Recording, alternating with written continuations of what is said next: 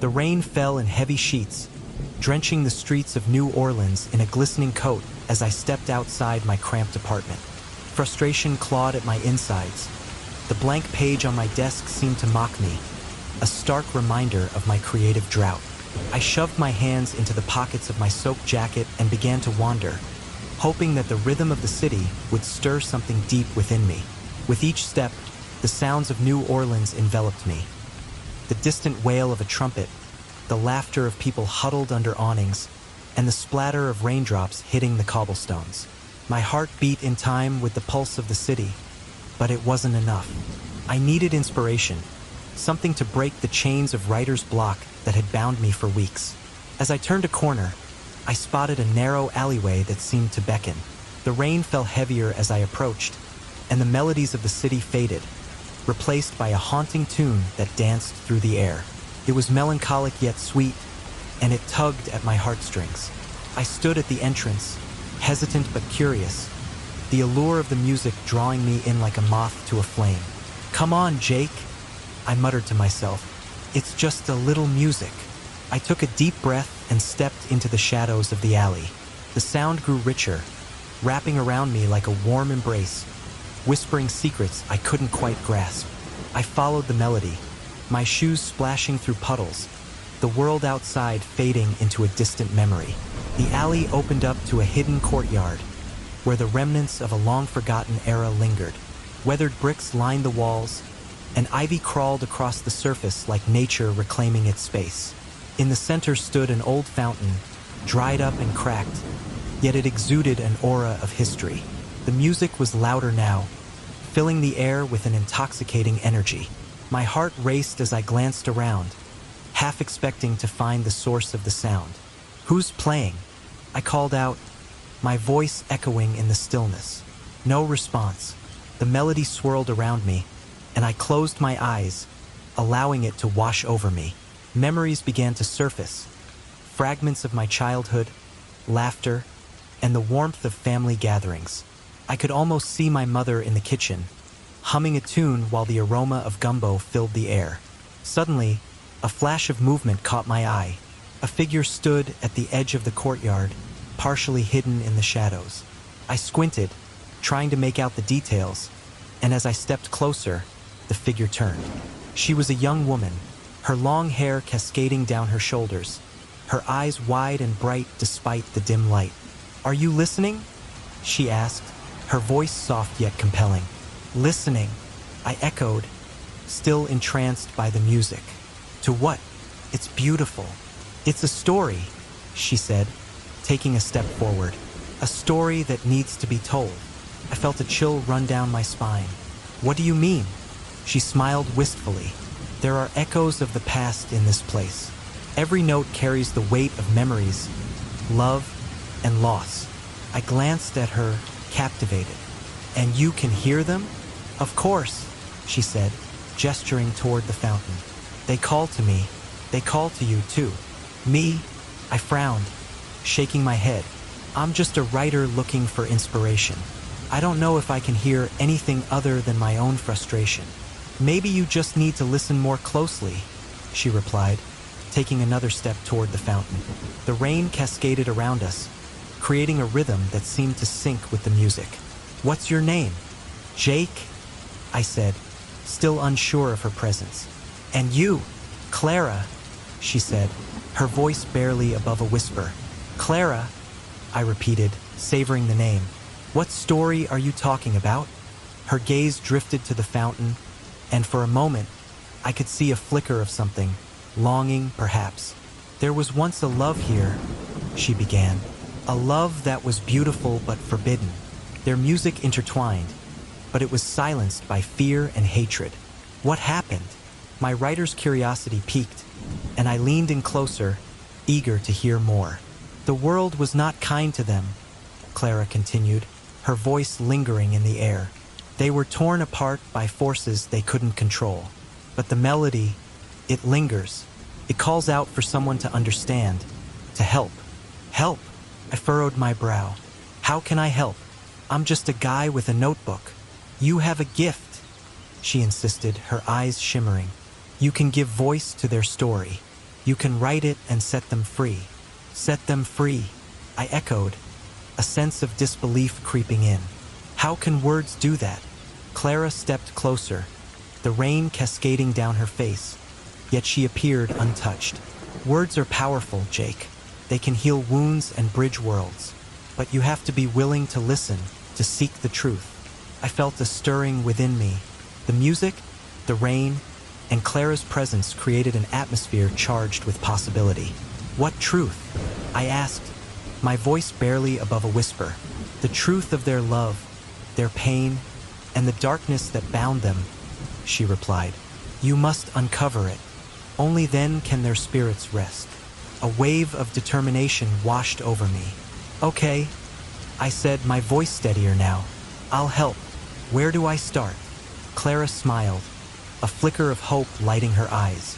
Follow the music. It will lead you to the answers you seek. But be careful, for not all spirits are at peace. I nodded, feeling an inexplicable connection to her, as if we were bound by something greater than ourselves. I'll do it, I promised. I'll find their story. As she stepped back into the shadows, the music faded momentarily, leaving a haunting silence in its wake. Remember, Jake, she said, her voice echoing softly. Listen closely. With those parting words, Clara vanished into the gloom, leaving me standing alone in the courtyard. The rain continued to pour, but the melody hung in the air, more vivid than ever. I took a deep breath, my heart pounding with anticipation. I turned on my heel, stepping back into the rain-slicked streets. My mind raced with possibilities, and for the first time in weeks, I felt alive. The weight of creativity surged through me, igniting a fire I thought had long since extinguished. I could feel the story calling, urging me to uncover the mysteries hidden in the shadows of the past. As I walked, I felt the city thrumming beneath my feet, a living entity with tales to tell. I was ready to listen, ready to dive into the depths of history, love, and loss. The rain was no longer a burden, but a cleansing force, washing away the remnants of doubt and despair. I would uncover the truth of Clara and Marcus. I would give voice to their story, and perhaps in doing so, I would find my own. The rain poured relentlessly as I stepped out of my small apartment, frustration simmering within me. Each drop that hit the pavement seemed to echo the chaos in my mind, a chaotic symphony drowning out my creativity. I had been staring at blank pages for days, my guitar collecting dust in the corner, a silent witness to my creative drought. My feet moved almost instinctively as I wandered through the vibrant streets of New Orleans, the city alive with sound, the laughter, the clinking of glasses, the distant strumming of a street musician's guitar. But none of it resonated with me. It was as if I were moving through a fog, unable to grasp the inspiration that slipped through my fingers like the rain. I turned a corner and stumbled upon a narrow alleyway, the kind that felt like a secret tucked away from the world. As I stepped into the shadows, something strange caught my ear, a haunting melody that drifted through the air like a wisp of smoke. It was unlike anything I'd ever heard, a melancholic tune that twisted at my heartstrings, evoking memories I didn't even know I had. I closed my eyes for a moment, letting the music wash over me, and suddenly I found myself transported back to my childhood. I could almost see my younger self, dancing in my living room as my mother played the piano, her laughter ringing like a bell. But this melody was different. It was darker and more potent. Compelled by an irresistible force, I stepped further into the alley, the sound growing louder, wrapping around me like a cloak. I didn't know where it would lead me, but curiosity outweighed caution. The rain had lessened to a drizzle, and the air felt charged with anticipation. As I reached the end of the alley, I was confronted by an old, dilapidated mansion. Its windows were dark, and the paint was peeling, but there was an undeniable charm to it. The music seemed to seep from its very walls, and I felt a pull, as if something or someone was beckoning me inside.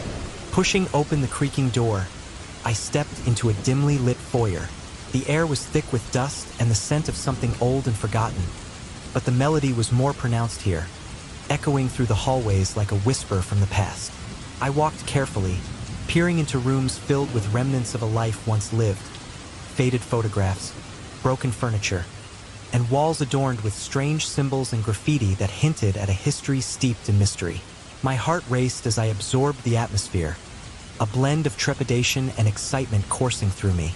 As I explored, I noticed a small table in the corner, cluttered with various artifacts. Among them lay a weathered diary, its pages yellowed and fragile. I picked it up, the leather cover worn and cracked. It felt heavy in my hands, as if it held the weight of untold stories. Opening it, I found the name Clara scrawled delicately on the first page. As I read, Clara's words poured out like a river, revealing a tale of love and loss, of a forbidden romance with a man named Marcus. His music was like a breath of fresh air. One entry read, "With him, I felt alive, yet the world around us conspired to keep us apart." I could feel Clara's pain, her longing leaping off the page. The deeper I read, the more I was drawn into her world. A world where love was overshadowed by a powerful spell that had separated her from Marcus. A spell cast by someone who wielded dark magic. The intensity of her emotions resonated within me, and I couldn't help but feel an inexplicable connection to her plight. "Why can't we just be free?" Clara had written, her frustration palpable. "Why does love have to be so complicated?" I closed the diary, my mind racing. It was as if Clara's soul was reaching out to me through the ink, pleading for someone to understand her story. The music that had led me here now felt like a call to action, a request for help from beyond the grave. I had come to find inspiration, but instead, I had stumbled upon a mystery that needed to be unraveled. I couldn't shake the feeling that I was meant to be here, at this moment, as if fate had conspired to bring us together. Suddenly, I heard a rustling behind me.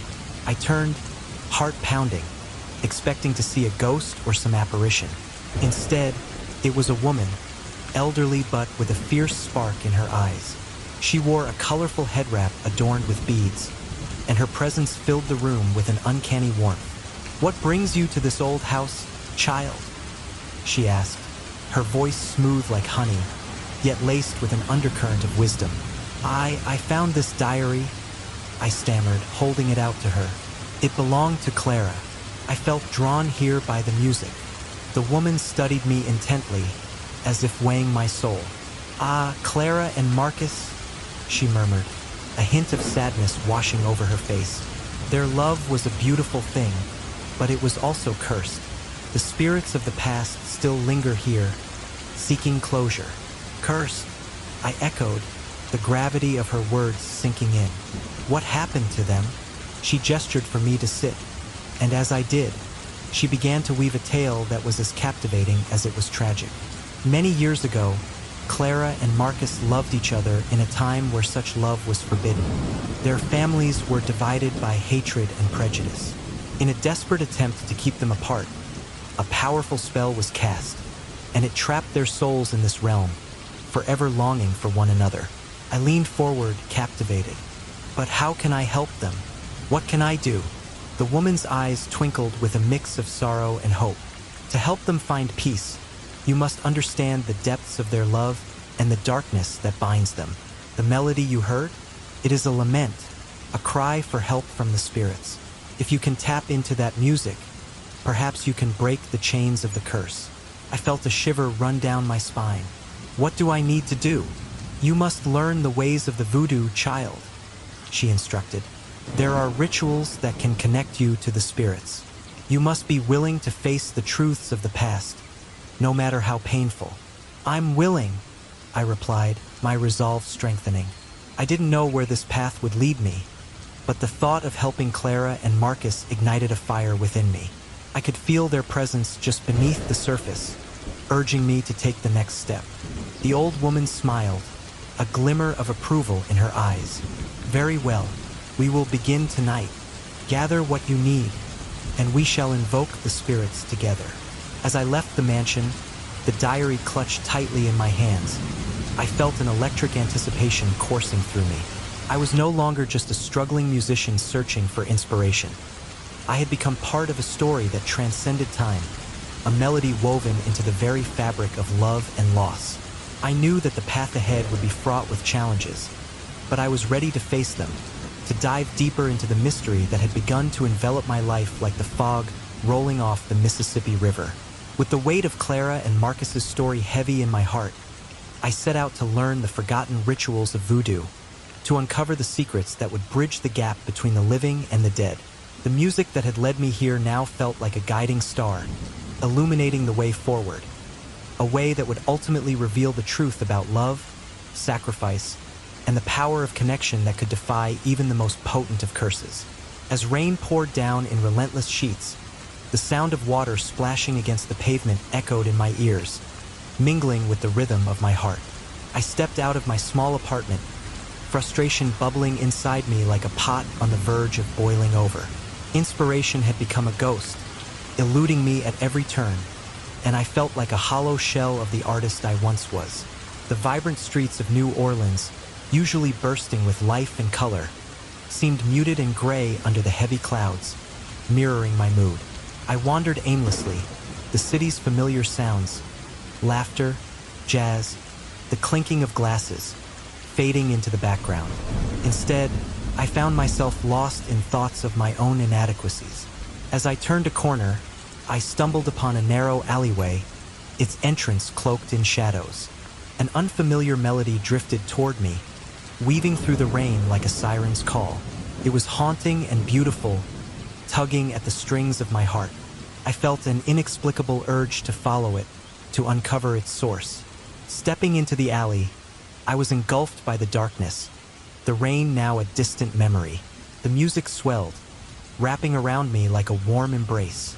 It stirred something deep within, awakening long-buried memories of my childhood.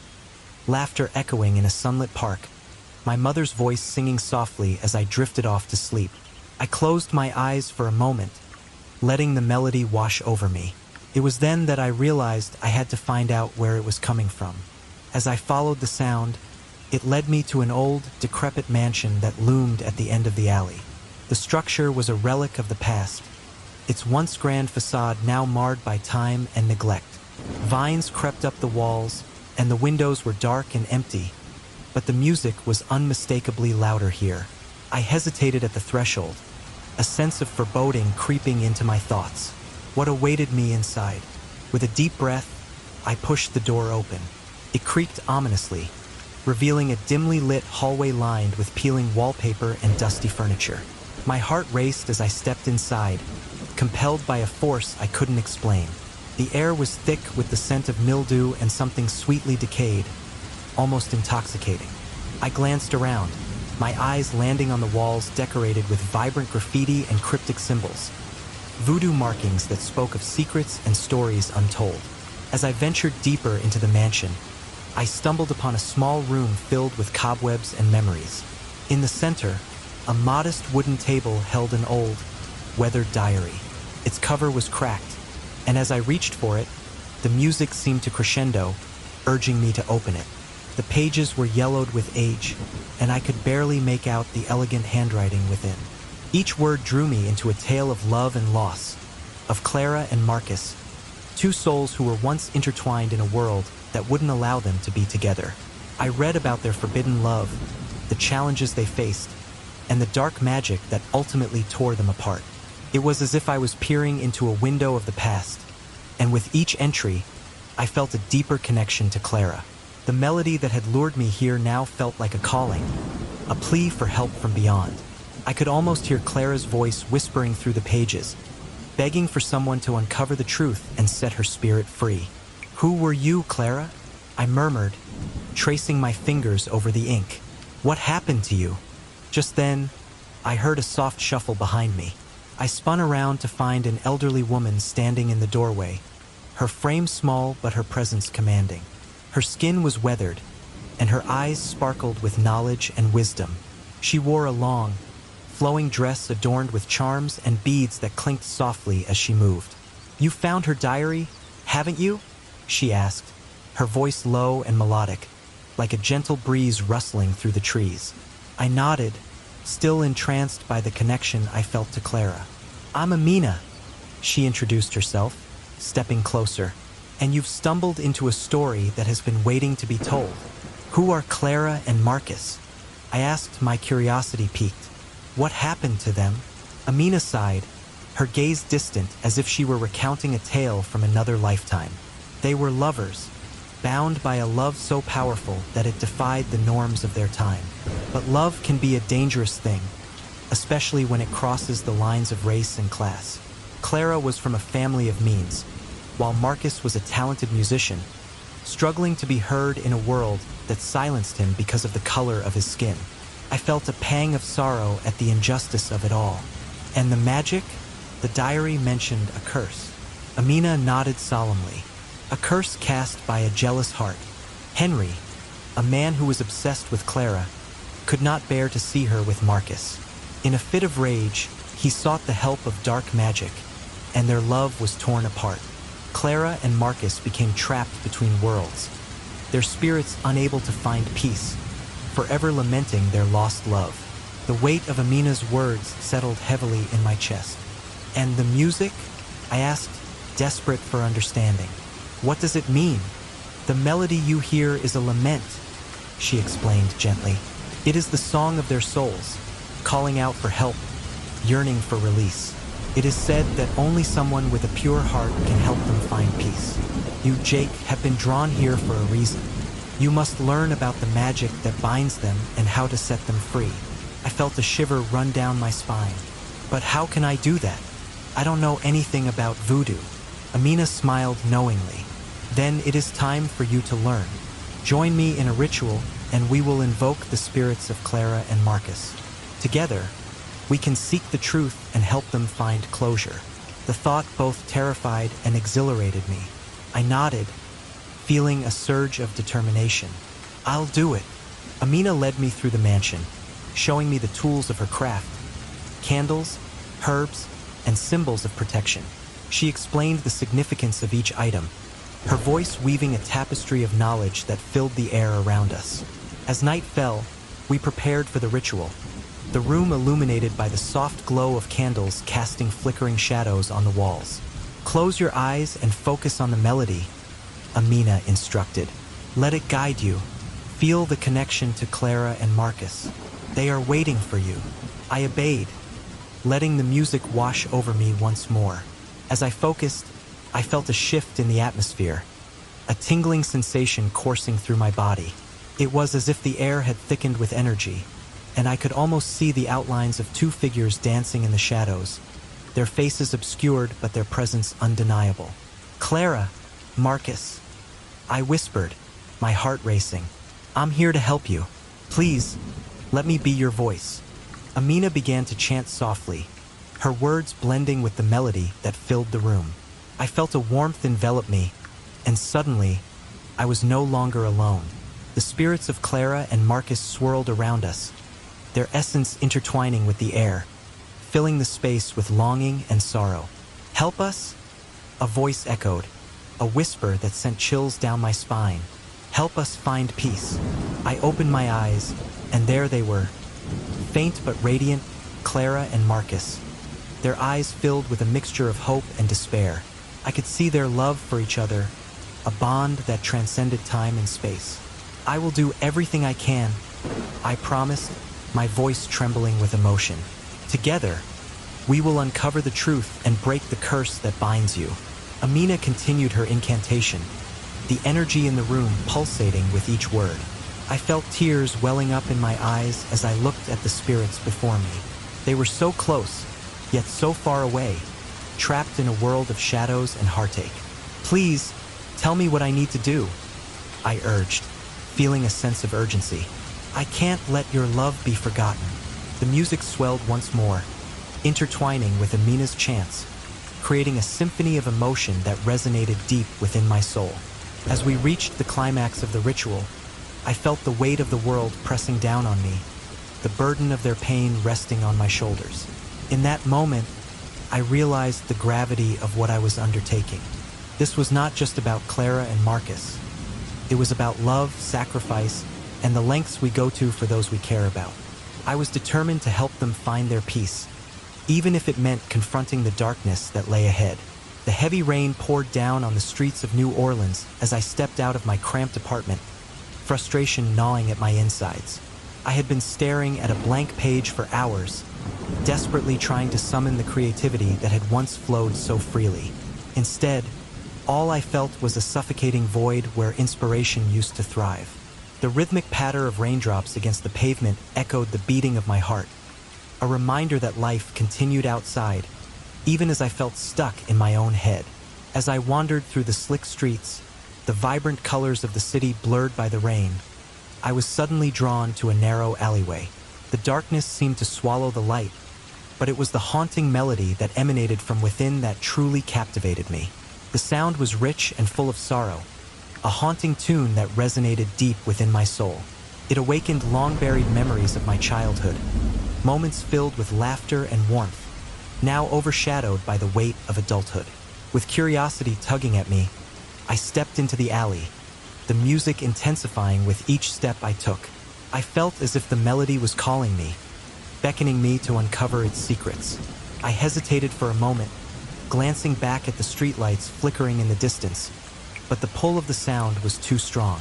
I was compelled to follow it, unaware that it would lead me down a path filled with mysteries and revelations beyond my wildest imagination. As I ventured deeper into the alley, the rain fell harder, mingling with the melody in a symphony of sound. I turned a corner and found myself in front of an old, dilapidated mansion. The front door hung ajar as if inviting me in.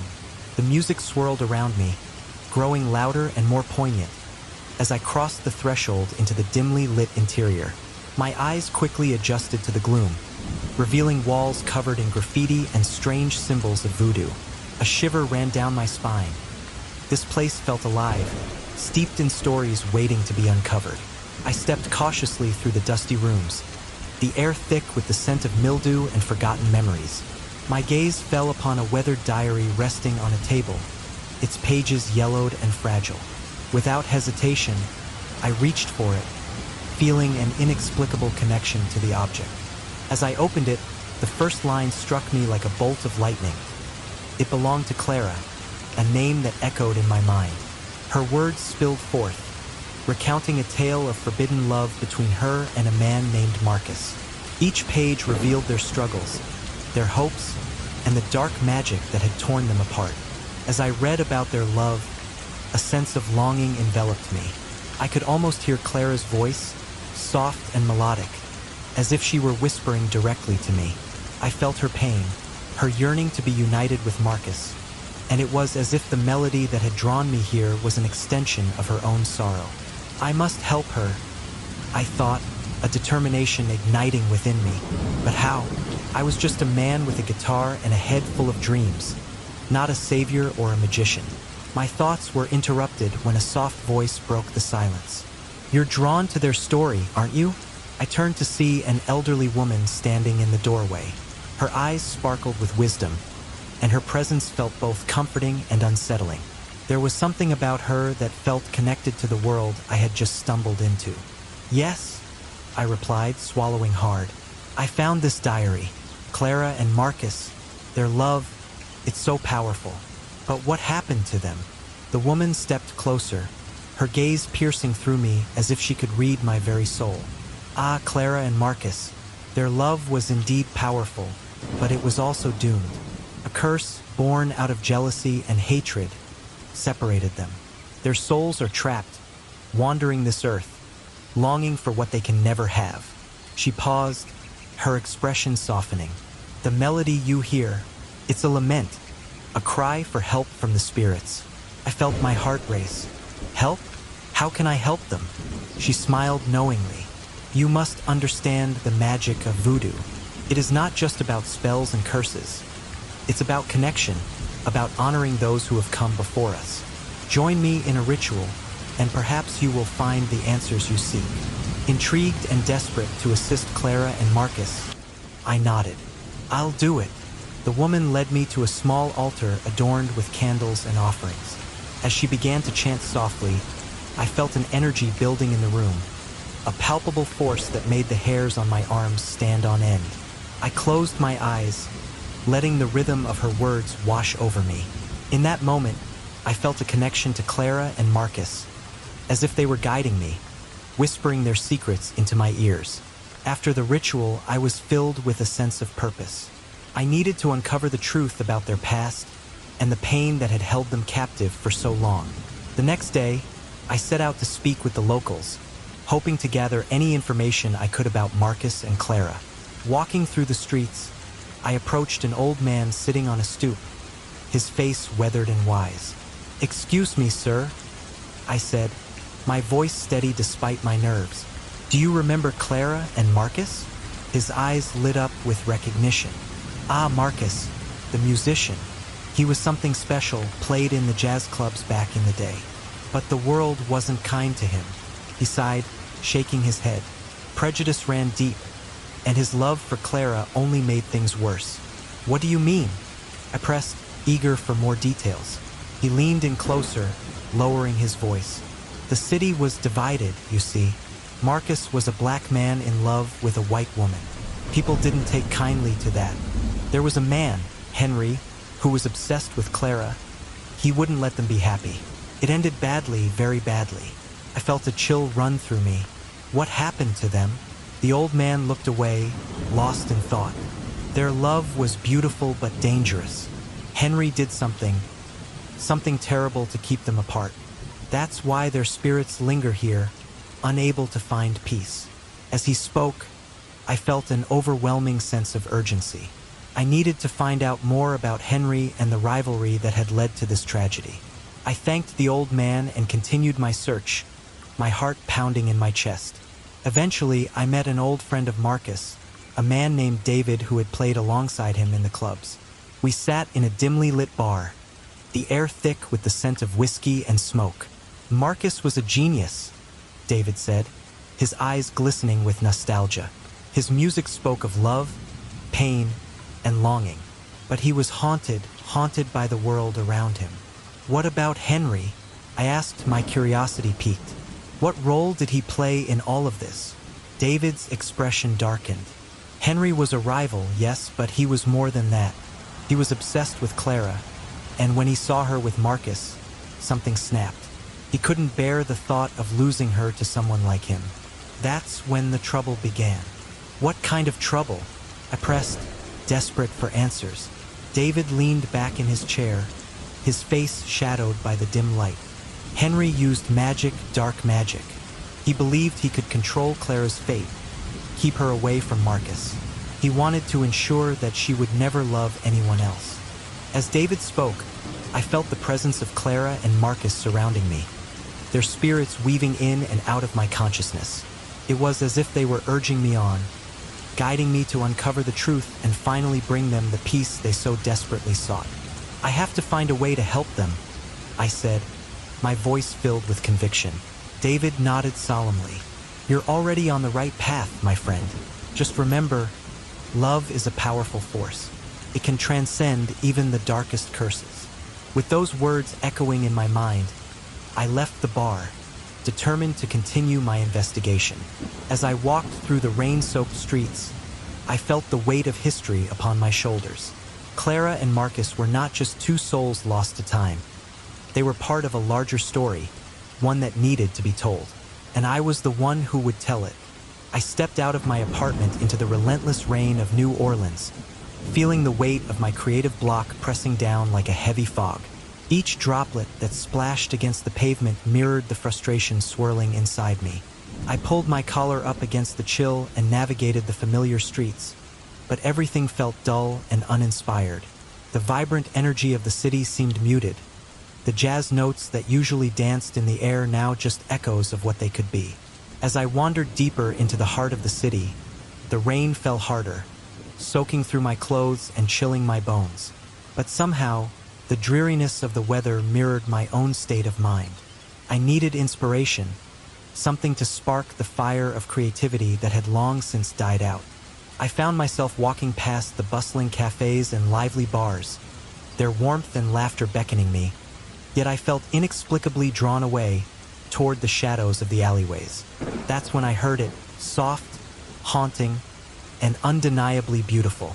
A melody floated through the air, weaving its way into my consciousness like a ghost whispering secrets. It was a melancholy tune, one that pulled at the strings of my heart and awakened memories I thought I had long forgotten. Intrigued, I followed the sound, my footsteps echoing against the damp cobblestones. The alley led me to an old, weathered building that seemed to sigh under the weight of history. Graffiti adorned the walls, vibrant colors splashed against the dull gray, with symbols of voodoo intertwining with the art. The music grew louder as I approached, each note resonating deep within me, urging me to step inside. Pushing the creaking door open, I was enveloped in a dimly lit room filled with eclectic trinkets, dusty books, and the faint scent of incense. My eyes scanned the space, landing on a small, worn diary resting on a table, its pages yellowed with age. I picked it up, the leather cover cool against my fingertips, and opened it. The first entry was written in elegant script, the words flowing like a song. It belonged to Clara, a name that echoed in the recesses of my mind. As I read, the story unfolded. A tale of love between Clara and Marcus, a love that was forbidden and fraught with the weight of societal norms. The diary described a bond that transcended time, yet was shackled by a spell that kept them apart. The more I read, the more I felt a connection with Clara, as if her spirit was reaching out to me through the ink on the pages. Suddenly, the melody swelled again, resonating within the walls of the house, and I felt a chill run down my spine. It was as if the music was alive, intertwining with the words in the diary, guiding me toward a purpose I had yet to understand. I closed my eyes for a moment, allowing the echoes of the past to wash over me, and heard Clara's voice whispering through the notes, pleading for help. Determined to uncover the truth, I sought out the wisdom of the neighborhood. It was there that I met an elderly woman, her eyes sparkling with knowledge and mystery. She sat on her porch, surrounded by herbs and charms, her presence calming yet powerful. As I approached, she smiled knowingly, as if she had been expecting me. "You seek the truth of Clara and Marcus, don't you?" she asked, her voice a gentle rasp. I nodded, surprised yet intrigued. Their love was a flame that burned brightly but was extinguished by a dark force. She spoke of the curse that separated the lovers, a malevolent magic woven into the fabric of their lives. The woman, a practitioner of voodoo, explained how the melody I had heard was a lament from the spirits, a call for assistance to find the peace they had been denied. My heart raced with the weight of her words. I felt an urgency to delve deeper into the world of voodoo, to learn how I could help. "Come with me," she beckoned, leading me into her home, where the air was thick with the scent of sage and the walls were lined with talismans and relics. It was here that I participated in a ritual, one that would open my eyes to the unseen forces that connected us all. I watched as she demonstrated the elements of magic, her hands moving gracefully as she invoked the spirits. Through her guidance, I learned about the delicate balance of life and death, and how Clara and Marcus were trapped between worlds, their love unable to transcend the barriers that bound them. I could feel their presence around me, their yearning for freedom palpable in the air. With each ceremony, my determination grew stronger. I felt compelled to help them, to mend the rift that had torn their hearts apart. As I immersed myself in the stories of the past, I began to investigate further, speaking to the locals who still remembered Marcus and Clara. Their love story was legendary, filled with passion and pain. I learned that Marcus had been a talented musician, his melodies capable of stirring emotions in anyone who heard him play. Yet, he had faced prejudice and hostility because of his race, a barrier that made their love even more complicated. One afternoon, I found myself sitting across from an old friend of Marcus, a man whose eyes sparkled with memories of the past. "Marcus was a fighter," he said, his voice thick with nostalgia. "He faced so much just to be with Clara. But there was always Henry, the man who couldn't bear the thought of losing her." The name sent a shiver down my spine. I had heard whispers of Henry, the rival who had sought to keep Clara and Marcus apart. The tension in the room thickened as we spoke, and I could feel the weight of their story pressing down on me as if the spirits themselves were leaning in, urging me to uncover the truth. "Henry was obsessed," the friend continued, his voice a low murmur. "He would do anything to have Clara for himself, and that jealousy turned dark. It said he cast a spell, one that would haunt them forever if it remained unbroken. As I listened, I felt a chill crawl up my spine, and suddenly, the air around me shifted. The presence of Clara and Marcus felt stronger, as if they were guiding me through their memories.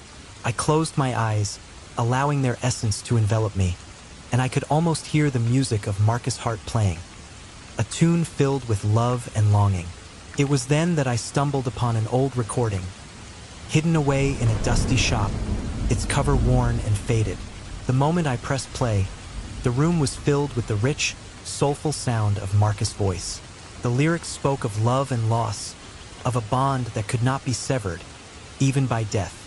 As the last note faded, I felt an overwhelming sense of purpose wash over me. This song was not just a melody. It was the key to unlocking the chains that bound Clara and Marcus. I had to share it, to let its power resonate through the world once more. That night, I found myself on stage at a local bar, the atmosphere electric with anticipation. As I strummed my guitar and began to sing the haunting melody, the crowd fell silent, enraptured by the music. Every note felt like a prayer, a plea for the spirits to hear me. And then, in that moment of connection, I saw her, a figure dancing at the edge of the stage, her form translucent yet undeniably beautiful. Clara. My heart raced as I continued to play, the intensity of the moment igniting a fire within me. I could feel the energy shift in the room, the spirits surrounding me as they swayed to the music. I was no longer alone in my quest. Clara and Marcus were with me, their love illuminating the path ahead. After the last chord echoed into silence, I stepped off the stage, adrenaline coursing through my veins. That's when I was approached by a man shrouded in shadows, his presence both unsettling and captivating. "Jake," he said, his voice low and urgent. "I'm a friend of Henry's. You need to stop this." I frowned, puzzled by his warning. "Stop what?" "I'm just trying to help Clara and Marcus." "You don't understand the danger you're inviting," he replied, his eyes dark and serious. "Henry doesn't take kindly to anyone meddling in his affairs. You're playing with forces you can't begin to comprehend." I felt a knot tighten in my stomach. The weight of his words settled heavily on my heart, but I couldn't back down now. Clara and Marcus were counting on me. I can't turn away from this. They deserve peace. The man shook his head, disappointment etched across his face. "Just be careful. The past has a way of catching up to those who disturb its slumber." With his warning lingering in the air, I watched as he disappeared into the crowd, leaving me with a sense of foreboding. But there was no turning back. The spirits were calling to me, and I had to answer. I had to find a way to bring Clara and Marcus together once more, to break the chains of their tragic fate. As rain poured down relentlessly, weaving a tapestry of reflections on the cobblestone streets of New Orleans, I found myself drawn to the cemetery. My heart thudded in my chest, not just from the thrill of the unknown, but from the weight of the stories I had uncovered. Clara and Marcus, their love lingered in the air like a haunting melody. As I navigated through the maze of gravestones, I felt the music from the past tugging at my soul, urging me to delve deeper into the mystery that had captivated me. "Why am I doing this?" I murmured to myself, glancing at the dark clouds overhead. The wind howled, as if in response, carrying whispers of long-lost secrets. I had spent days piecing together the fragments of Clara and Marcus's tragic love affair, yet something told me the answers I sought were here, among the stones and shadows where they had found their final resting places. With each step, the sense of urgency grew stronger. I could feel the spirits watching, guiding me, as the leaves rustled like distant voices. "Clara, Marcus?" I whispered, hoping they might hear me. The names rolled off my tongue like a prayer, longing to bridge the gap between our worlds. I could almost hear the echoes of their laughter, the strains of Marcus's music intertwining with the soft sighs of the wind. At last, I reached the main gate of the cemetery, the wrought iron bars creaking in protest as I pushed them open. The air was heavy with moisture, and the scent of damp earth filled my lungs, grounding me. I stepped inside, my shoes squelching in the grass, and scanned the rows of tombstones. They stood like sentinels, guardians of the stories that lay buried beneath them. "Okay," I said, taking a deep breath. "Let's find you." I remembered the details I'd read in Clara's diary. Their love, the pain, the separation. It felt like I was searching for lost pieces of a puzzle, and I was determined to fit them together. As I wandered deeper into the cemetery, I stumbled upon a cluster of headstones adorned with wilted flowers. My heart skipped a beat. "This must be it," I said to myself, kneeling in front of a weathered stone that read Clara Dupree. The engraving was faint, but the name was unmistakable. I reached out, tracing the letters with my fingers, feeling a connection surge through me. "Clara," I whispered, "I'm here to help you. I promise." I closed my eyes, envisioning the life she once lived, the dreams she harbored. My thoughts drifted to Marcus and the love they had fought so hard to protect. It was unfair that their story had been cut short, and I felt a surge of determination to right that wrong. Just a few feet away, I noticed another headstone, slightly larger, with the name Marcus Lavoie etched into the stone. My heart ached as I read the dates. So young, so full of potential, cut down by the cruelty of a world unwilling to accept their love. It was heartbreaking to think of the music that had once flowed from his soul, now silenced forever. I knelt before his grave, feeling the damp earth beneath my knees. "Marcus," I said, my voice trembling, "you're not forgotten. I won't let your story fade away." I took a deep breath and let the emotions wash over me, feeling an overwhelming sense of purpose. I had to find a way to bring them peace, to break the chains that bound their spirits to this world. As I began to stand, something caught my eye, a glint of something on the ground near Henry's grave, which I hadn't noticed before. Curiosity piqued.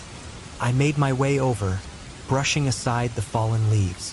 There, half buried in the earth, was a small, weathered envelope. I could hardly believe my luck. "What's this?" I murmured, my hands trembling as I reached for it. The envelope was old and yellowed, the edges frayed with time. I carefully opened it, revealing a single piece of paper inside. My heart raced as I unfolded it, revealing elegant, flowing script. It was a letter, a love letter, no less. The ink was smudged in places, but the words were clear. "Dearest Marcus," it began, "there are no words to express the depth of my feelings for you. The world may not understand, but my heart belongs to you now and forever." A lump formed in my throat as I continued reading. Clara's words were filled with passion and longing, but also fear. "I fear for our future, for the darkness that looms over us. But know this, my love for you is stronger than any force that seeks to tear us apart." I felt tears prick at my eyes as I read on. If only I had the courage to defy the world for us, to break free from the chains that bind me. But I cannot bear the thought of losing you to the cruelty of fate. Please, if you ever read this, know that my heart still beats for you. The letter ended abruptly, leaving me with an ache in my heart. "She never sent it?" I whispered, realizing how much Clara had sacrificed for love. How many nights had she lain awake, longing for Marcus, knowing that the world would never accept them. My fingers brushed the paper, feeling the weight of her unspoken feelings, and I knew I had to do something. "Clara," I said softly, "you deserve to be free, both of you." I looked up at the sky, the clouds swirling ominously above me. It was as if the universe was urging me to act, to find a way to bridge the gap between the living and the dead. Suddenly, I felt a chill run down my spine, and I turned around, half expecting to see a figure emerging from the shadows. Instead, the cemetery was silent, save for the whispering wind. I took a deep breath and decided it was time to leave, but not without a promise. "I'll find a way to honor your love," I vowed, pressing the letter against my chest. "I won't let your story die." As I stepped back onto the path leading out of the cemetery, I felt a strange sense of calm wash over me. The rain had started to lighten, and I could hear the distant sound of music, soft, mournful, yet beautiful, echoing through the air. It felt like a sign, guiding me toward the next chapter of this journey. Where to now? I mused aloud, glancing around. I need to understand more about the magic that binds you. I felt a pull toward the old woman I had met earlier, the one who knew about the voodoo rituals and the connection to Clara and Marcus. Perhaps she held the key to unlocking the truth, to finally freeing their spirits. With renewed determination, I made my way back through the streets of New Orleans, the memories of Clara and Marcus swirling in my mind like the notes of a haunting melody. The rain had stopped, but the air remained thick with anticipation. I could feel their presence, guiding me, urging me to uncover the truth. Just a little longer, I whispered to the ghosts of the past. I promise I won't let you down. The city buzzed around me, alive with stories and secrets, and I was ready to dive into whatever lay ahead.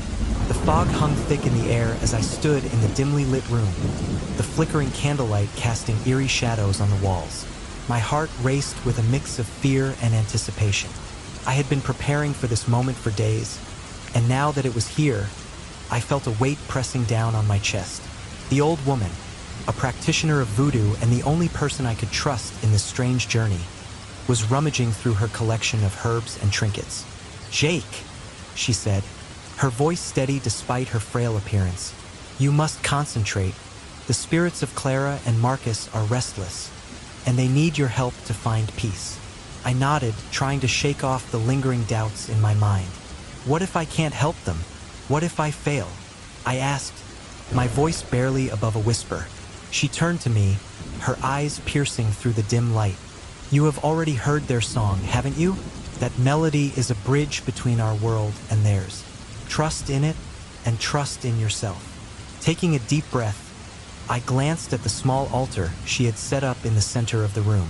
It was adorned with candles, photographs of Clara and Marcus, and a small statue of a voodoo deity. I could feel the weight of the past in the air, thick and suffocating, as if the walls themselves were alive with the stories of those who had come before me. "Let's begin," she said, her voice low and melodious, as if she were calling the spirits themselves. I stepped closer, my heart pounding in rhythm with the distant echoes of the city outside. The old woman started to chant in a language I couldn't understand, her voice rising and falling like the tide. I closed my eyes, focusing on the music that had led me to this moment, the haunting melody composed by Marcus that had pulled me into their tragic story. As the words flowed from her lips, I felt a warmth enveloping me, a connection to something greater than myself. "Can you hear them?" she asked, her voice now a whisper. "The spirits are here. They are waiting for you." I opened my eyes, and the room seemed to shimmer. The air crackled with energy, and I could almost see the outlines of figures forming in the candlelight. "Clara? Marcus?" I called out, my voice trembling. "I'm here to help you." Suddenly, the temperature dropped, and I felt a chill run down my spine. The shadows deepened, and I could see two figures emerging from the darkness, ethereal and shimmering, their faces filled with both longing and sorrow. Clara, with her flowing hair and delicate features, looked at me with eyes that seemed to hold the weight of centuries. Marcus stood beside her, his expression a mix of hope and despair. "Jake," Clara said, her voice soft yet resonant, echoing in my mind. "You have come for us?" "I have," I replied, my voice steadier than I felt. "I want to help you find peace." A flicker of light danced between them, and I could feel the energy in the room shift. "The music," Marcus said, his voice deep and soulful. "It is our only anchor to the world of the living. You must play it for us, Jake. It is our only chance."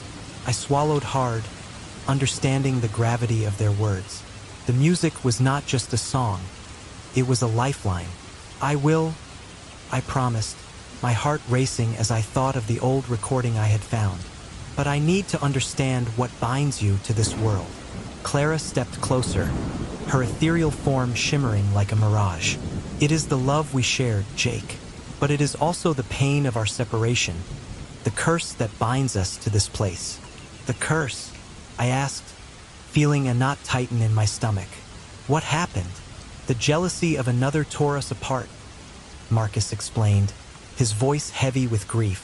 Henry, a man consumed by his own fears, could not bear to see our love flourish. He cast a shadow over our happiness, and now we are trapped. I clenched my fists, anger bubbling within me. But I can help you break free. I've learned about the voodoo rituals. I can perform one to set you free. The old woman stepped forward, her presence grounding me. Jake, the spirits have been waiting for someone like you. Your heart is pure, and your intentions are true. But you must be cautious. Henry's anger still lingers, and he won't let go easily. Then I will confront him, I declared, my voice firm. I won't let his jealousy keep you trapped any longer. Clara's gaze softened, and for a moment, I saw a glimmer of hope in her eyes. Your courage is admirable, Jake, but it is not just about confronting Henry. You must also face the truth of our love and the pain that binds us.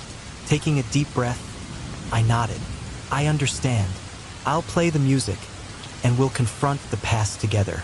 As I picked up the guitar, my hands trembled slightly. I could feel the weight of the moment pressing down on me. The old woman lit more candles, and the air grew thick with incense, enveloping us in a warm embrace. Whenever you're ready, she urged, her voice steady. Closing my eyes, I began to strum the chords I had memorized from Marcus's song. The notes flowed from my fingertips, each one resonating with the energy of the room. The melody filled the air, wrapping around us like a warm blanket. Suddenly, the room began to swirl with colors, and I could hear Clara and Marcus's voices harmonizing with the music, their ethereal forms dancing to the rhythm. The energy intensified, and I could feel the spirits drawing closer, their presence almost tangible. Let the music guide you, Clara whispered, her voice intertwining with the notes. Let it wash away the pain. As I played, I felt the barriers between our worlds begin to dissolve. The shadows of the past flickered at the edges of my vision, and I could see glimpses of their love, the laughter, the joy, the moments stolen away from the world. But then I also saw the darkness, the fear in Henry's eyes, the pain of separation, the burning jealousy that had consumed him. Henry, I breathed, anger surging within me. He has to pay for what he's done. Not all is black and white, Jake, Marcus said, his voice filled with a somber understanding. Henry was a product of his own pain. We must forgive him, or we will remain trapped in this cycle. I hesitated, the weight of his words pressing down on me.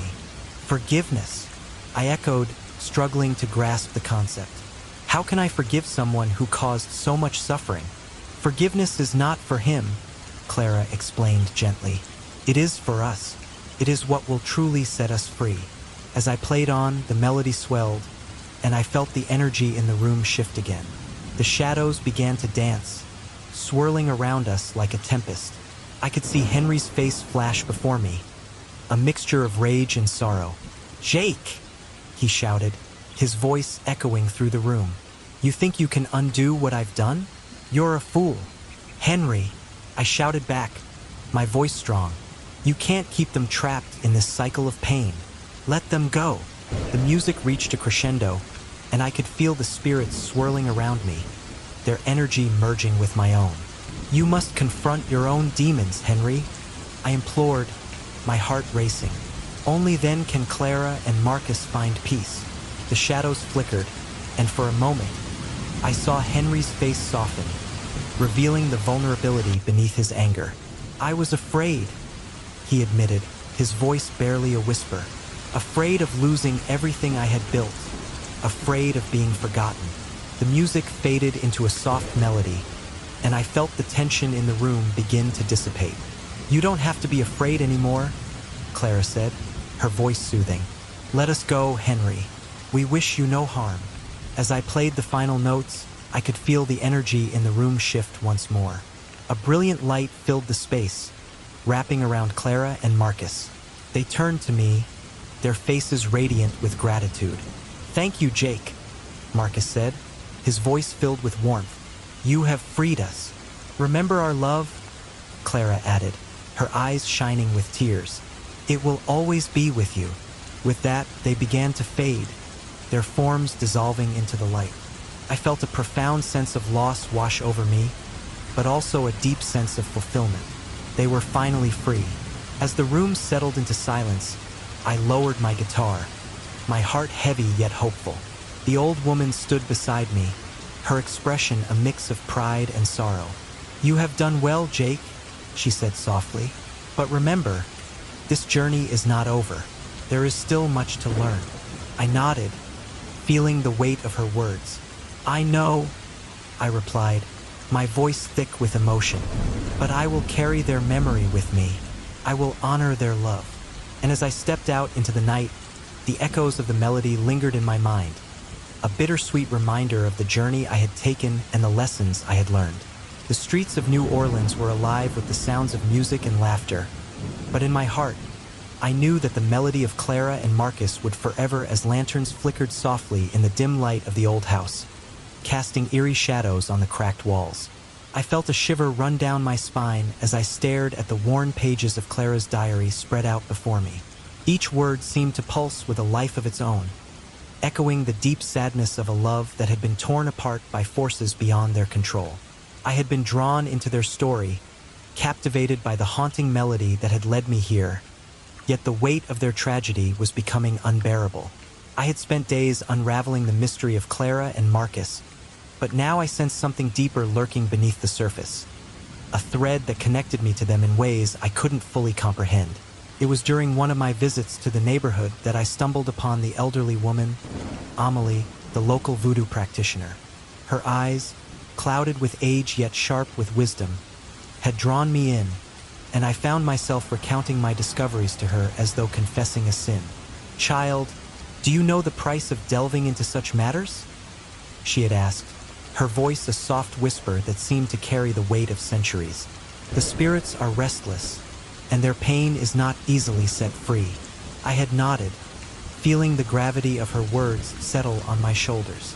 "I just want to help them find peace," I replied, the determination in my voice wavering slightly. "But I need to understand why they're trapped in this world." Amelie had studied me for a moment, her gaze penetrating. "It is not just the spirits you must understand, Jake.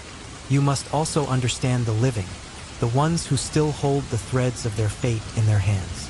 Her cryptic words lingered in my mind as I left her home that evening. What did she mean? As I walked through the rain-slicked streets of New Orleans, the vibrant sounds of the city faded into the background, leaving only the echo of Clara's melody in my mind.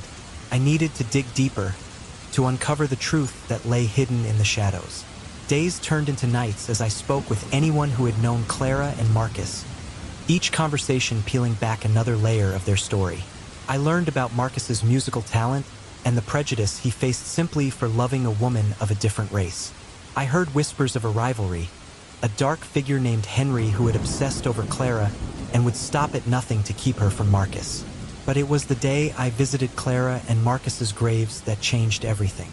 The cemetery was a maze of weathered stones and creeping vines, and as I wandered through the graves, I felt an overwhelming sense of loss. I knelt before Clara's headstone, tracing the letters of her name with trembling fingers. "I'm trying to help you," I murmured, my heart heavy, "but I don't know how." A rustling noise behind me made me turn. An older woman stood there, her face lined with years of sorrow and wisdom. "You're looking for answers, aren't you?" she inquired, her voice crackling like dry leaves. "Yes," I said, surprised by her sudden appearance. "I'm trying to understand what happened between Clara and Marcus. I feel like they're reaching out to me." She stepped closer, her eyes narrowing as she studied me. "You're not the first to be drawn into their story. Many have tried to unravel it, but few have succeeded. Why? What's keeping them trapped?" I pressed, desperation creeping into my voice. "The past is a heavy burden, child. Clara and Marcus were bound by love, but it was a love that defied the world around them. And Henry, he was a vengeful spirit even in life. His obsession turned to hatred, and that hatred has seeped into the earth, binding them to it. Henry, I've heard his name before," I said, recalling the warnings I had received about him. "What can I do?" "Find the truth," she replied, her gaze unwavering. Only then can you hope to set them free. But be wary, Henry's shadow looms large, and he will not easily let go of what he believes is his. I left the cemetery feeling lighter yet more burdened than ever. The sun was setting, casting a golden hue over the city.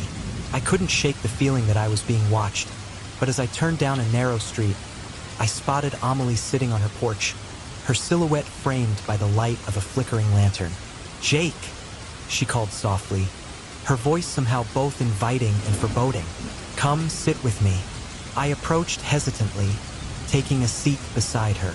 I spoke with someone at the cemetery. She told me about Henry, what he did. Amelie nodded knowingly. He was consumed by jealousy, a darkness that fed on his soul. He wanted Clara for himself, and when he saw her with Marcus, he could not bear it. The magic he wielded was powerful, but it came at a cost. A price that Clara and Marcus are still paying. What do I need to do? I asked, my heart racing. How can I help them? First, you must confront the past, she instructed, her eyes piercing through me. You must perform a ritual to call upon their spirits and show them the truth. But be warned, Jake. Henry will not take kindly to your interference. Then I'll be ready, I said, determination surging through me. I can't let their love be lost forever. As I prepared for the ritual, I sensed an urgency in the air. With each passing day, the melody grew stronger, pulling at my very soul. I gathered the items Amelie had instructed me to find. Candles, herbs, and a small statue representing love. I hoped they would be enough to bridge the divide between the worlds. On the night of the ritual, I stood in the dim light of Amelie's home, surrounded by the items I had gathered. This is for you, Clara and Marcus, I whispered, my heart racing. I want to set you free. As I lit the candles, the air crackled with energy. I could feel their presence surrounding me, a warm embrace that sent shivers down my spine. I call upon the spirits of Clara and Marcus. I began, my voice steady despite the fear threatening to overtake me. Come to me. Let us share your story. The flames flickered wildly, and a cool breeze swept through the room. I sensed their spirits drawing closer, but I also felt a dark energy lurking at the edges of the shadows. Henry? I whispered, the name heavy on my tongue. Suddenly, the temperature dropped, and I could see a figure materializing in the corner of the room. Tall, dark, and seething with rage. What do you think you're doing? Henry's voice boomed, sending chills down my spine. I'm trying to help Clara and Marcus find peace, I replied, my voice quaking but firm. You can't keep them trapped here forever. Trapped? He sneered, stepping forward. They belong to me. Their love was a threat to everything I've built. Built on lies and jealousy. I shot back, feeling a surge of courage. You can't hold onto them through fear. Let them go. In that moment, I felt the presence of Clara and Marcus beside me, their energy intertwining with mine. Henry, you cannot keep us bound. Clara's voice echoed, soft yet strong. We deserve to be free. No, he roared, his anger boiling over. You will not take them from me. The room trembled with the intensity of the confrontation, and I could feel the spirits of Clara and Marcus pushing against Henry's darkness. I had to find a way to break the hold he had over them. Clara, Marcus, I called out, my heart racing. You need to fight for your love. Show him that it's stronger than his hatred. As I spoke, the melody that had haunted me began to resonate in the air, a haunting yet beautiful sound that filled the room. I focused on it, letting it guide me as I reached for the truth that lay buried beneath the turmoil. Your love is the light that can pierce through this darkness. Remember what you shared, the joy and the hope. In that moment, I could see Clara and Marcus standing before me, their ethereal forms glowing with the light of their love. We will not be chained by your malice any longer, Henry, Clara declared, her voice filled with conviction. The room shook violently, and I felt the weight of Henry's anger pressing against me. You think you can just erase me? He hissed, his eyes blazing with fury. I will not allow it. But Clara and Marcus stood resolute, their love shining brightly. You do not own us, Marcus shouted, his voice echoing with power. We will find peace, and you cannot stop us. With one final push, I poured all of my energy into the melody, urging them to break free from Henry's grasp. The air crackled with electricity, and the candles flickered wildly as the spirits of Clara and Marcus reached for each other, their hands intertwining. Let go of your anger, Henry, I pleaded, feeling the weight of their love surging through me. You cannot hold on to something that was never yours. The tension in the room reached a breaking point, and I could see Henry's form wavering, the darkness around him beginning to dissipate. No, you cannot, he screamed, but it was too late. With a blinding flash of light, Clara and Marcus, the dim light of the tavern, flickered above me, casting shadows that danced across the walls like the spirits that haunted my thoughts. I could feel the weight of the past pressing down on my shoulders, the burden of Clara and Marcus's unfinished story. I took a deep breath, the faint scent of whiskey and old wood mingling in the air, steadying myself for what lay ahead. I had to confront Henry. The clinking of glasses and low murmur of conversations faded as I spotted him sitting in a corner booth, his eyes scanning the room with an intensity that seemed to pierce through the laughter and revelry. He was a tall man, with a brooding presence that demanded attention even in a crowded space. I could see the tension in his jaw, the way his fingers drummed restlessly against the table. As I approached, my heart raced. The memory of Clara's ethereal dance haunted me, and I could almost hear the melody that had led me here echoing in my mind. Henry, I said, my voice steady despite the turmoil inside.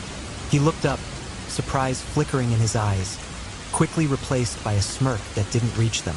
Jake, the meddler, what brings you here? I need to talk to you, I said, sliding into the seat across from him. About Clara and Marcus. His expression hardened. What about them? You think you can just waltz in here and dig up the past? You don't know anything. I know enough, I replied, my voice rising slightly. I've seen how their love was torn apart. You were the one who cursed them, weren't you? He leaned back, crossing his arms, a sardonic smile playing on his lips. And what makes you think I owe you an explanation? You're just a stranger, a passing curiosity. Their story doesn't concern you. It concerns me more than you know, I insisted, leaning forward. Their spirits are trapped, Henry. I can feel their pain, their longing. You need to let them go. His eyes narrowed, and for a moment, I thought I could see a flicker of regret beneath his anger. You think it's that simple? You have no idea what it was like, what I had to lose. Then tell me, I urged, desperation creeping into my voice. What are you so afraid of? If it's love you're worried about, why hold on to a grudge that's cost you everything? He scoffed, shaking his head. Love? You think this is about love? It's about legacy, about power. Clara was mine to protect, mine to keep from the likes of Marcus. I couldn't let him ruin everything. Ruin everything? I echoed incredulously. He loved her. He would have treated her right. You let your jealousy poison your heart, and now their souls are suffering because of it. Henry's expression shifted, anger flickering in his eyes. You don't know me, Jake. You don't know what I've sacrificed. I would have done anything to keep her safe. Anything. Safe from what? I pressed, leaning closer. From a love that dared to cross boundaries? You were so blinded by fear that you couldn't see what was right in front of you. His fists clenched, and the air between us crackled with tension. You think you can just come here and judge me? You don't know the darkness I've faced, the choices I had to make. You think this is just about Clara and Marcus? It's bigger than that. I felt the frustration boil within me. Then make it right. Help me free them. You can still do that, Henry. You can end this cycle of pain. He shook his head, a bitter laugh escaping his lips. You really think it's that easy? That I can just wave a magic wand and make it all go away? You don't understand the price of such actions. What price? I asked, my voice trembling. You've already paid enough in pain and regret. Don't you want to find peace? His gaze softened for a brief moment, a flicker of vulnerability breaking through the hardened exterior. Peace? You think I deserve peace after what I've done? Everyone deserves a chance to make things right. I insisted, my heart racing as I watched the internal battle unfold in his expression. You can't keep carrying this weight. Let it go, Henry. He looked away, his eyes clouded with memories. I was afraid, Jake. I was afraid of losing Clara, of losing everything that defined me. I thought I could control it, keep her safe. But in the end, I only caused more pain. The silence between us stretched, heavy with the unspoken truths that hung in the air. You still have a chance, I said softly. Together, we could confront the past and set them free. Henry's shoulders slumped, and for a moment, I thought I saw a glimmer of hope in his eyes. And what if I can't? What if the darkness is too deep? Then we face it together, I replied, reaching across the table. You don't have to do this alone. Clara and Marcus deserve to rest, and so do you. He hesitated, the conflict swirling within him palpable. You really believe that? I do. With a heavy sigh, he looked down at the table, his fingers tracing the wood grain as if searching for answers. You don't know what you're asking of me, Jake. I know it won't be easy, but it's necessary. You have to confront the truth, Henry. We all do. He finally met my gaze, and I could see the battle within him. A mixture of anger, fear, and a flicker of longing for redemption. What if it all goes wrong? What if the spirits are angry? Then we face that together too, I said firmly. We can't let fear hold us back any longer. He took a deep breath, his expression softening just a fraction. All right, he said quietly. I'll help you, but if this goes south, you need to promise me you won't blame me. I promise, I replied, relief washing over me. We'll do this for Clara and Marcus, for their peace. As we stood to leave, the weight of the past felt a little lighter. Perhaps together, we could untangle the threads of fate that had bound Clara and Marcus for so long. I knew the road ahead would be fraught with challenges, but for the first time, I felt a glimmer of hope that we might finally bring closure to a love story that had endured so much pain. As we stepped out into the cool night air, the distant sound of a piano playing a soulful melody filled the streets, echoing the promise of healing. As the rain poured down in relentless sheets, I found myself standing in the heart of the cemetery, the air thick with the scent of wet earth and decay. The sky above was a deep, brooding gray, mirroring the turmoil within me. The weight of Clara and Marcus's story pressed heavily on my shoulders, and I could feel the pulse of their unfinished business calling out to me. I had come here, hoping that this final ritual would be the key to setting their spirits free, to bring them the peace they so desperately sought. I took a deep breath, clutching the old diary in one hand, the faded pages still fresh in my mind. Every word Clara had written, every thought and feeling she had poured onto those pages, echoed within me. It was as if I had become a part of their tale, a thread woven into the tapestry of their lives. And now, standing before their graves, I was determined to see this through to the end. Jake, a voice croaked from behind me, pulling me from my reverie. I turned to see the old voodoo practitioner, the one who had guided me through this journey. Her eyes sparkled with an ancient wisdom, but there was a heaviness in her gaze as well. Are you ready for what you must do? The spirits will respond to your intentions. I nodded, though uncertainty gnawed at my insides. I have to do this, I said, my voice steadier than I felt. They deserve to be together to find peace. I can't let Henry's anger keep them trapped. Be wary, child, she warned, stepping closer. Henry is not just a rival. He is a storm, and storms can be unpredictable. The truth you seek is buried deep in his heart, and it may not be easy to unearth. I understand, I replied, glancing at the graves of Clara and Marcus. But I can't turn back now. I owe it to them. With a slow nod, she began to lay out the items we had gathered for the ritual. Candles, herbs, and a small drum. Each piece held significance, a connection to the world of spirits and the magic of voodoo. I watched her work, my heart racing, as she moved gracefully, her hands steady despite the tremors of age. As she lit the candles, their flickering flames cast dancing shadows across the graves, and I felt the air around us shift. It was as if the very essence of the cemetery was alive, vibrating with energy. I closed my eyes, focusing on the melody that had haunted me since the moment I first heard it. The song of Marcus, a lament of love and loss. "Start to play the song, Jake," the old woman urged gently. "Let the music guide you. Let it be a bridge between this world and the next." I took a deep breath, my fingers trembling as I reached for my guitar. The wood felt warm against my skin, a familiar comfort in the midst of the unknown.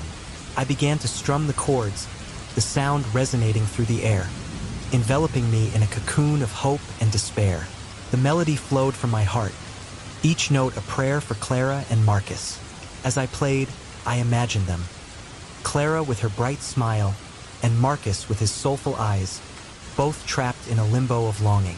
The music swirled around us, and I could feel the energy in the air shift, building with intensity. Suddenly, the temperature dropped, the wind picking up as it howled through the trees. The candles flickered wildly, and I felt a presence. Clara and Marcus were here, but so was something darker. Henry's anger palpable and suffocating. "Jake!" the old woman shouted, her voice rising above the wind. "Stay focused. You must channel their love." I pushed through the chill that crept up my spine, pouring every ounce of emotion into the music. "Clara! Marcus!" I cried out, my voice raw with desperation. "I know your love is strong enough to break these chains." The shadows around us twisted, and I could see them, ghostly figures emerging from the darkness. Clara, ethereal and shimmering, reached out to me, her eyes filled with longing. Marcus stood beside her, his presence strong and protective. "Jake," Clara whispered, her voice like a breeze, "you've come for us." "I'm here to help you find peace," I replied, tears stinging my eyes. "But I need you to show me how. The music, your love, it's the key." Marcus stepped forward, his expression earnest.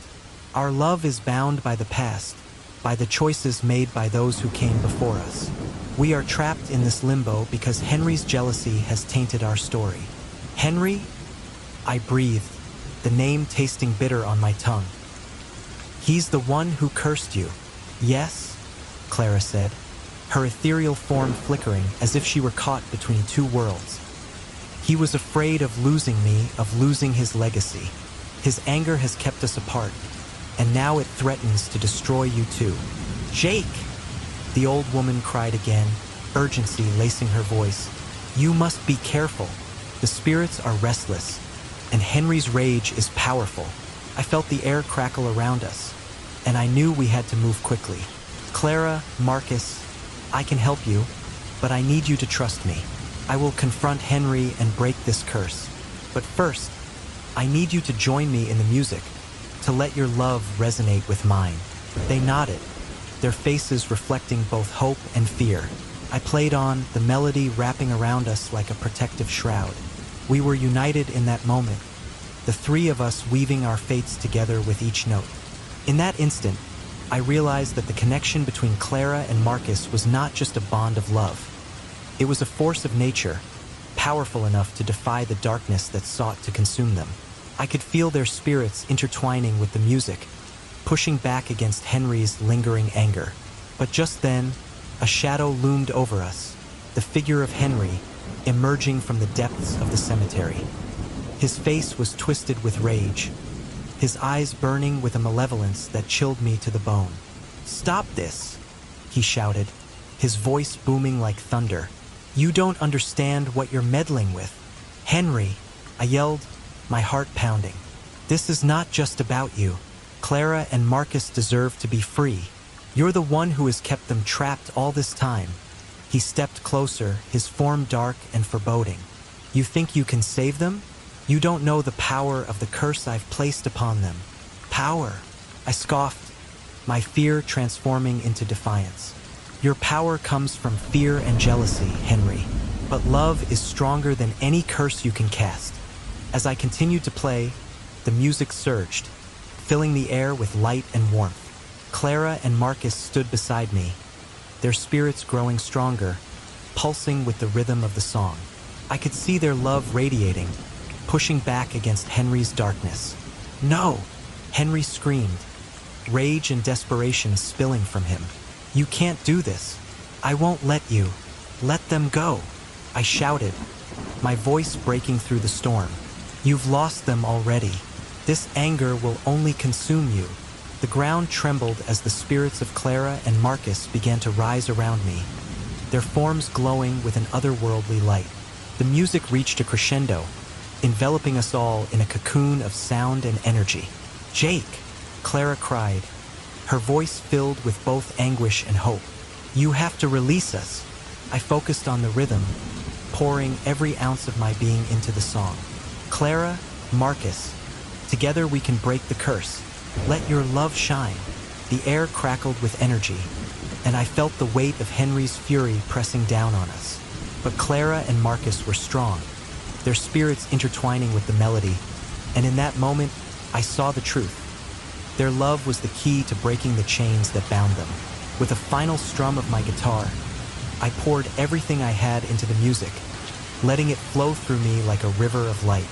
The darkness around us began to dissipate, the shadows retreating in the face of their love. And just as I played the final note, a blinding light erupted from Clara and Marcus, enveloping us in its brilliance. Their spirits surged forward, breaking through the barriers that had held them captive for so long. "Thank you, Jake," Clara whispered, her voice now a gentle breeze. "We are free." As the light faded, I felt a deep sense of loss wash over me. They were gone, but their love remained, echoing in the depths of my heart. The cemetery was silent now, the storm subsiding, leaving only the sound of my own breath. But Henry, I turned to see him, his expression shifting from anger to despair.